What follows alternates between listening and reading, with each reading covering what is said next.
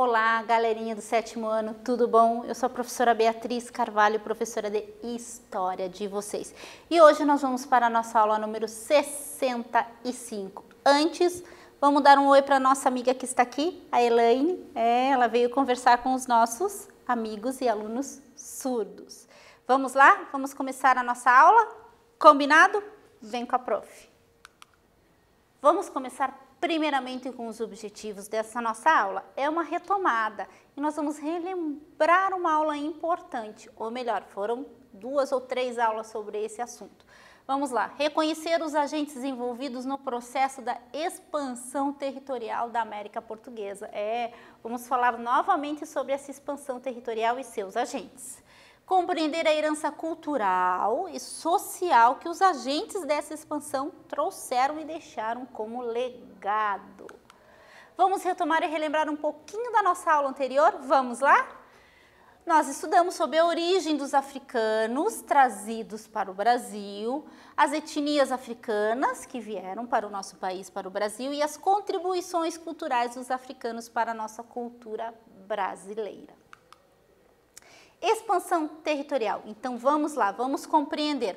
O avanço da colonização da América Portuguesa se deu por 4 tipos de agentes. Lembra que nós conversamos bastante sobre isso? Quais foram?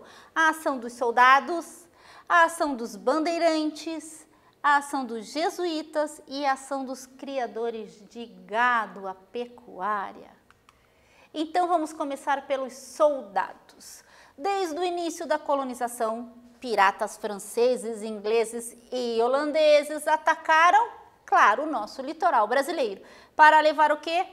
As nossas riquezas, o pau-brasil, claro, e algumas outras riquezas da nossa terra. Muitas vezes eles se aliavam a alguns grupos indígenas que eram inimigos dos portugueses. Na região onde hoje é a Paraíba, havia uma estreita ligação entre os franceses e quem? Os potiguaras. Então, claro, acontecia a pirataria. Durante a União Ibérica, lembra? Ibérica, Portugal e Espanha, a pirataria no litoral brasileiro se intensificou, aumentou. Pois, além dos inimigos de Portugal, agora tínhamos também os inimigos da Espanha. Ave Maria, também vinham para cá, também tentavam roubar nossas riquezas, né? Então, passaram a atacar o Brasil. Então, para combater a pirataria, foram enviados para o litoral brasileiro soldados portugueses e espanhóis. Esses soldados ergueram fortes, fortificações e povoados que estão na origem de várias capitais brasileiras. Olhe lá, vamos relembrar alguns fortes que a professora já contou e já mostrou as fotografias para vocês. Se vocês quiserem ver a imagem desses fortes, dá uma olhadinha na aula sobre os fortes, é bem bacana, vale a pena. Então nós temos Forte de Filipéia de Nossa Senhora das Neves, de 1585, que fundou a cidade de João Pessoa, que hoje é a capital da Paraíba. Forte dos Reis Magos, aquele que parece uma estrela, de 1598, que fundou Natal, capital do Rio Grande do Norte. Forte de São Luís, 1612, fundado pelos franceses, olha só, mas não ficou muito tempo na mão deles, não. E, claro, fundou São Luís, capital do Maranhão. Forte do Presépio de Santa Maria de Belém, em 1616, fundou Belém, capital do Pará. Forte de Schönborn, de 1649, que fundou Fortaleza, capital do Ceará. E a professora trouxe mais um forte, esse é novo, olha lá, Fortaleza de Nossa Senhora dos Prazeres de Paranaguá, 1767 a 1769, foi o período em que ele foi construído. E é onde ele está? Na Ilha do Mel, litoral do nosso Paraná. Vamos ver? Olha que bonito esse, a professora trouxe uma imagem, esse é o forte da Ilha do Mel. Continuando, vamos falar dos jesuítas, que também foi um agente territorial, né? Quem eles eram? A Ordem dos Jesuítas, que era uma das ações da contra-reforma da Reforma Protestante. Então, a Ordem dos Jesuítas foi fundada em 1534 pelo militar espanhol Inácio de Loyola. Eles eram com a disciplina rigorosíssima, tanto que eram chamados de soldado de Cristo. A missão, qual era? Divulgar o catolicismo na Europa e evangelizar os povos do Novo Mundo, que eram Ásia, África e América, antes que os protestantes chegassem aqui. E eles atuaram também, claro, na educação, criando uma rede de colégios em vários lugares do mundo. Nós também já estudamos, né, Planalto de Piratininga, porque eles educavam os filhos dos donos de engenho de açúcar. Vamos lá, como que eles chegaram no Brasil? Os primeiros jesuítas que vieram para o Brasil chegaram com o primeiro governador-geral da nossa colônia, Tomé de Souza, em 1549. Eles eram liderados por Manuel de Nóbrega e tinham como principal missão a cristianização, a catequização dos nativos, além de zelar pela igreja instalada no Brasil colonial. Então, como eram as missões, as reduções, os aldeamentos? No litoral, as doenças e as guerras contra os colonizadores mataram milhares de indígenas. Então, aqueles que sobreviveram, o que aconteceram? Fugiram, se refugiaram para o interior do nosso país. Os jesuítas, como a missão deles era catequizar esses índios foram para o interior e construíram os locais chamados as missões, os complexos, as reduções jesuíticas, onde combinavam a catequese dos nativos com a sua utilização como a mão de obra para a produção de tudo que a missão precisasse. Como vocês sabem, havia um complexo enorme, então havia pecuária, eles davam com o gado, com os moares, também agricultura, então tinha bastante trabalho na missão. Olha lá, a professora trouxe novamente a imagem do complexo da missão, para vocês terem ideia o tamanho que era. Não era pequenininho, não. Imagine, era de 5, 7 a 8 mil índios que moravam nela. Então, nós temos aqui todo o complexo com a igreja no centro, sempre, né? E aqui todos os cavalos, nós temos mulas e cavalos, se vocês olharem aqui. Aí toda essa parte de cima era todo o território, ou toda a parte que era, os gados viviam livres, né? Que eles cresciam. Foi assim que começou depois, mais tarde, a vacaria Del Mar, né? Então aqui, ó, para vocês olharem, aqui tem a agricultura, eles plantavam, porque eles tinham que se sustentar. Então era um complexo bem grande e era tudo muito bem organizado. E foi aí que chegou o gado nas missões. Vamos lá. Há relatos de 1628 sobre os rebanhos bovinos nas reduções jesuíticas. E em 1633 registrou-se um pequeno número, poucos, nos povoados missioneiros, trazidos pelo padre Roque Gonzales. Porém, em 1634, o padre Cristóvão de Mendonça introduziu o gado vacum, que nós já estudamos sobre isso, que veio lá da banda oriental, em grande escala para o território gaúcho. Mas, claro, houve o ataque às reduções, aos aldeamentos, às missões. A intenção, qual era? Dos bandeirantes, aprisionar muitos indígenas de uma só vez. Os bandeirantes atacavam, então, as reduções jesuíticas. Era muito mais fácil atacar as reduções, assim eles conseguiam escravizar muitos mais índios. As principais bandeiras, as missões, foram chefiadas por Antônio Raposo Tavares. E em 10 anos, como a professora já contou, ele destruiu as missões de Guairá, Itatim e Itape, né? No Paraná, no Mato Grosso e no Rio Grande do Sul. As ruínas de São Miguel das Missões, a professora trouxe mais uma vez para vocês darem uma olhada, é lindíssimo, é um patrimônio histórico lindíssimo que nós temos, vale a pena visitar. E a vacaria Del Mar, para que vocês tenham ideia novamente do tamanho que era e como tinha gado. Olha só, como o professor já explicou, aqui nós temos a Argentina, Buenos Aires, a colônia de Sacramento, onde é o Uruguai, o Rio Uruguai e toda essa parte aqui, tudo tinha gado espalhado.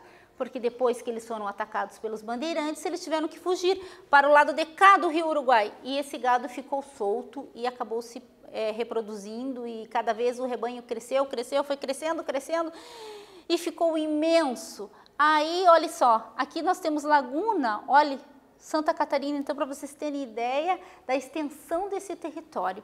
E esse gado se tornou o gado chimarrão, o gado selvagem.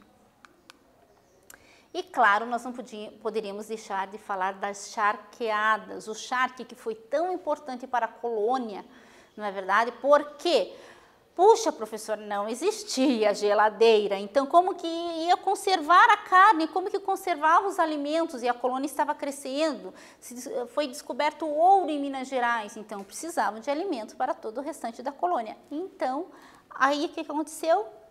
Vamos fazer carne salgada. O charque, conhecida como carne seca no Nordeste, e foi aí uma invenção nossa, certo? Então se tornaram grandes, os grandes estancieiros se tornaram grandes charqueadores. E olha só, a professora trouxe uma imagem, charqueadas gaúchas, do nosso amigo Debré, de 1825, os varais com as carnes penduradas que eram colocadas no sol para secar. Isto mudou a economia do sul do nosso país e a economia, né, de toda a nossa colônia. Olha lá, vamos para uma atividade, vamos ver se vocês prestaram atenção nessa aula, tenho certeza que sim, 7º ano. No litoral, as doenças e as guerras mataram milhares de indígenas. Aqueles que não morreram se refugiaram no interior.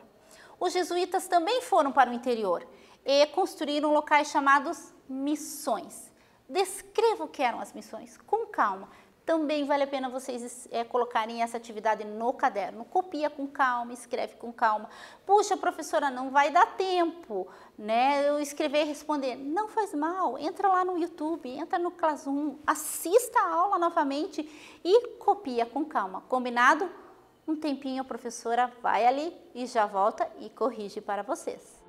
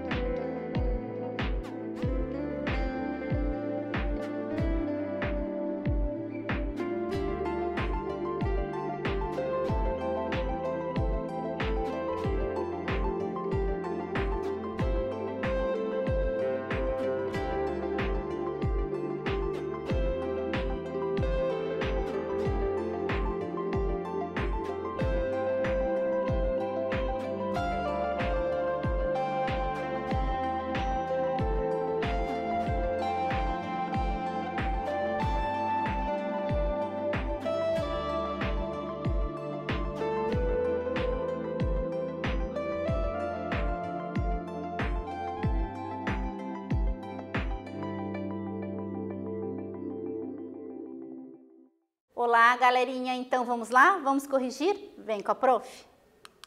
Então vamos lá. As missões, o que eram? Aldeamentos cujo objetivo era catequizar e educar os nativos, utilizando sua mão de obra para a produção de tudo o que a missão precisasse. Nunca mais vocês esquecem, não é mesmo? Então, vamos agora falar sobre os bandeirantes. O que eram as bandeiras? As bandeiras eram expedições territoriais que partiam geralmente de São Paulo. O objetivo era capturar indígenas e encontrar pedras preciosas e ouro, claro. Uma grande bandeira era formada por 1 ou 2 bandeirantes experientes, alguns jovens portugueses, vamos brincar assim que eram os estagiários, vários mestiços e centenas de indígenas escravizados. Mas quem eram os bandeirantes? Os primeiros bandeirantes eram homens que acreditavam que a única solução para acabar com a pobreza em que viviam era organizando as bandeiras e capturando os índios. Foram os principais responsáveis pela expansão territorial, ultrapassando até o Tratado de Tordesilhas, que ainda vigorava nessa época. Porém, contribuíram também com o regime da escravidão colonial. O bandeirante era um homem rude, porque o objetivo dele era escravizar o índio. Então, ele chegava em uma redução, ele destruía realmente tudo e escravizava os índios que ali viviam, né, quando esses não eram massacrados. O ouro e o gado. A busca pelos metais preciosos facilitou a entrada do gado entre São Paulo, Goiás e Bahia. Foi deste modo que, aos poucos, a criação dos bovinos foi se alastrando extensivamente, foi crescendo para as áreas do interior do nosso país, incluindo partes como Minas Gerais, Goiás, Piauí e Maranhão. O ouro foi descoberto. Então, imagine o tanto de colonizador, o tanto de português e o tanto de imigrantes aqui da nossa própria colônia que foi para Minas Gerais. Mato Grosso também foi descoberto ouro e foi para lá para trabalhar nas minas. Só que aí, claro, necessitava-se de tudo, desde comida até vestimentas, leite, precisava-se de tudo. Aí entrou o gado, porque o gado ajudava com a tração, né? Então ele carregava, trabalhava nos engenhos de cana-de-açúcar e também carregava o ouro, né? O carro de boi, entrava como alimentação, o charque, a comida, o leite e o couro, ainda se fazia roupas. Olha lá, por isso a importância do gado, né? Ó, animal, tração, força e transporte, nosso carro de boi. O uso na alimentação, claro, né? A carne, o leite, né? O couro. A colonização segue a pata do boi. É um dito popular, não é verdade? Que como a colonização cresceu e como a criação do gado bovino também cresceu. Criação extensiva, por quê? Porque o latifúndio, o dono da fazenda, cresceu junto economicamente, né? Enriqueceu também. E aquela fazenda pequenininha se tornou uma sesmaria, que quer dizer grande, grande, grande, muito grande. E havia as feiras de gado, como Sorocaba. Ah, professora, lembrei dos tropeiros, lembra? Viamão, Sorocaba? Então, olha lá, Oeiras, Sorocaba, Feira de Santana, na Bahia. E os sertões de fora e os sertões de dentro, que a professora trouxe uma imagem para vocês entenderem como eram essas feiras. E teve a ocupação do Nordeste. Claro, as fazendas continuaram a se expandir, a crescer, atingindo também o Maranhão e o Ceará. Dessa forma, a ocupação do nosso Nordeste se completou. No século XVIII, o sertão nordestino alcançou o seu apogeu no desenvolvimento pecuário, abastecendo os grandes centros mais populosos da época, Maranhão e Bahia, desde o Maranhão até a Bahia. No entanto, a produção foi seriamente prejudicada por escassez de água na região. Então, quanto mais próximo do Rio São Francisco eles estavam, mais, digamos, a produção crescia. Então, vamos para a nossa última atividade, vamos lá? Escreva em seu caderno os 4 tipos de agentes de expansão territorial que foram responsáveis pelo avanço da colonização da América Portuguesa. Ah, sétimo ano, esse tá fácil, né? Diga, ih, professora, esse aí eu já sei de cor, certo? Então a professora daqui a pouco volta e corrige com vocês.